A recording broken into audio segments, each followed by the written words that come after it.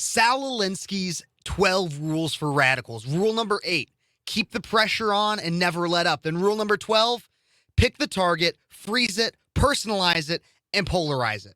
Everybody, we're going to be covering what we're doing with the Bud Light controversy even further now. But first, you're watching Speechless, and I'm Kev Phares.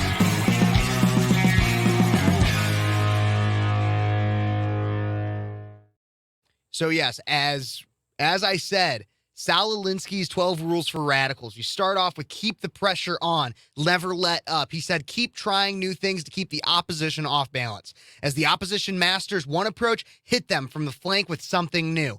And that happened this week, everybody. So, back in the 90s, there was an ad that Budweiser, Bud Light came out with. So, as we all know, if you want to go, before I get into all that too, if you want to go back and see any of my other videos when it comes to the Bud Light scandal, I've done multiple of them. I've been following this controversy. I covered Donald Trump Jr. and how he says we shouldn't back down, or we should back down. No, that's crap. We need to keep going. Like I said, keep the pressure on, never let up. Pick a target, freeze it, personalize it, and polarize it. So, back in the 90s, Budweiser's recently resurfaced ad out of the Daily Wire. They found it, or at least they wrote an article about it. Recently resurfaced ad about exactly that actually depicts some interesting things here.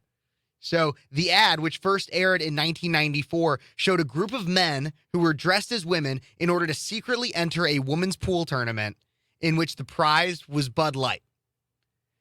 So they have Dylan Mulvaney now. They got Dylan Mulvaney, a man pretending to be a woman, and they're exalting him and saying, oh my gosh, good for you. You're a man who pretends to be a woman. Back in the 90s, it was the butt of the joke. What happened to society? Here's that ad. And remember, you're playing for Bud Light, ladies. The boys are back in town. These guys are good. Who are you calling guys? Yeah. Looks like you're in the finals.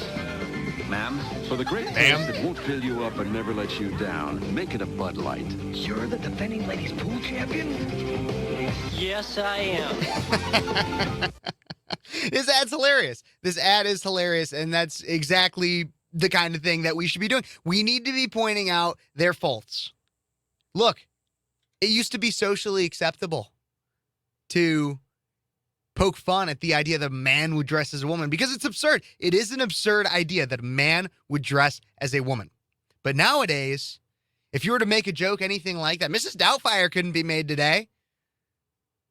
White chicks could only probably be made because it's too black to use dressing up as white chicks, and so they have enough oppression, systemic oppression and everything to keep doing that, you know?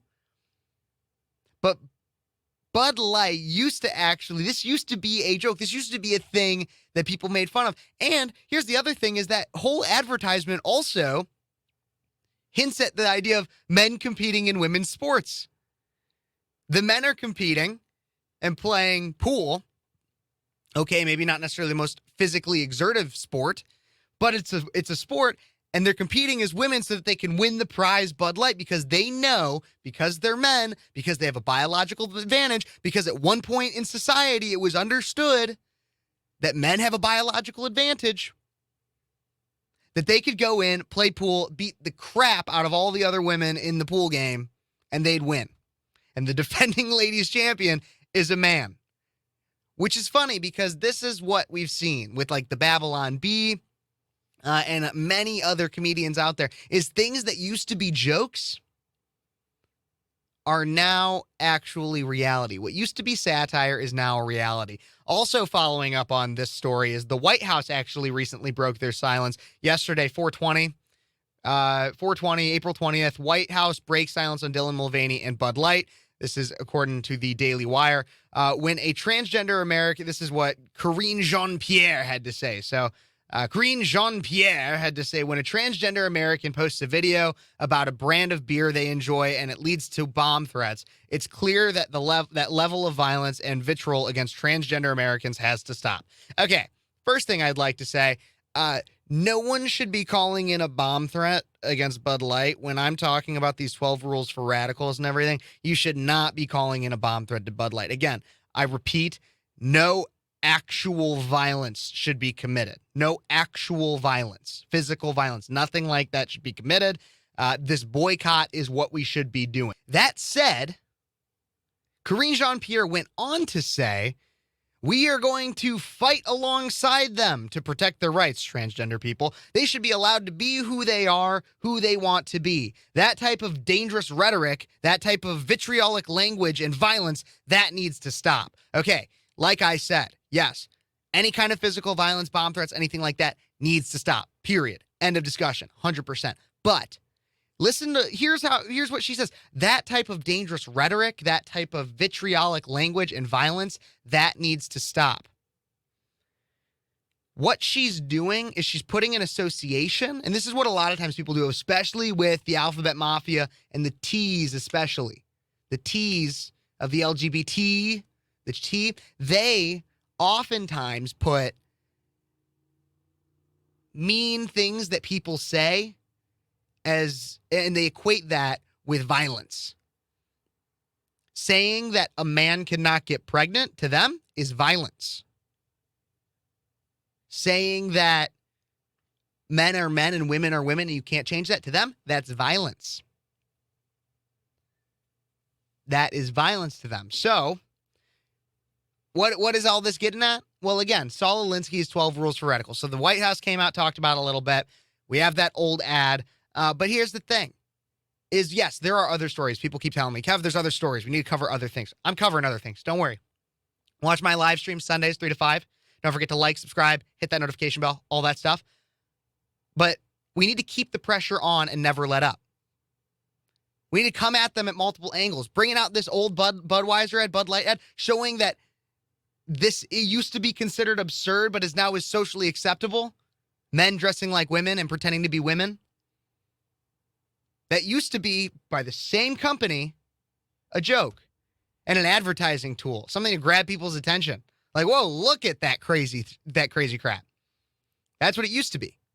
So keep the pressure on, never let up, everybody, on that one. And then finally, as I've talked about in another video, pick the target, freeze it, personalize it, and polarize it.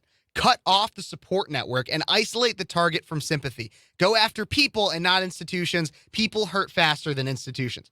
The left does this all the time. It sounds mean. It sounds like something you don't want to do. We got to go after this. Call out the absurdity of the ideology of Dylan Mulvaney and people that perpetrate that.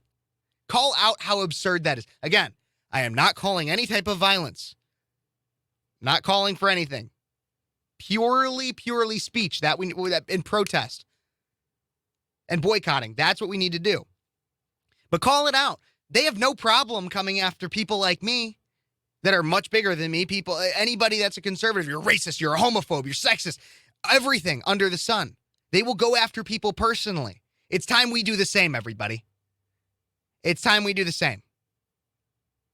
Everybody, thank you so much for watching this video. Make sure you like, subscribe, share the channel, and I hope you learned something. We'll be back with more Speechless at some other time. Talk to you guys later. Bye-bye.